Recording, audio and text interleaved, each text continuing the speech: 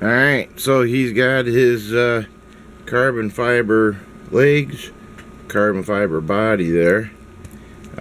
He's got suspension so he can drop him and he doesn't jump around. He tips so he can lean on stuff, crawl over crap.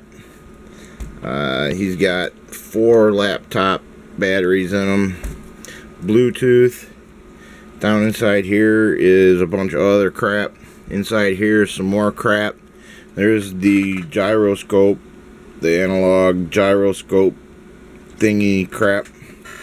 There's the 2 encoder motors. Tells you how fast the motors are turning and how many turns they've done crap. And oh yeah, there's the one of the motor speed controllers crap. And then there's the main brain board inside there crap.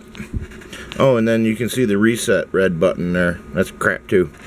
But anyway, he's getting there. Nice and stable. Huh, cool. Let me hang him up for a little bit. Dun dun dun.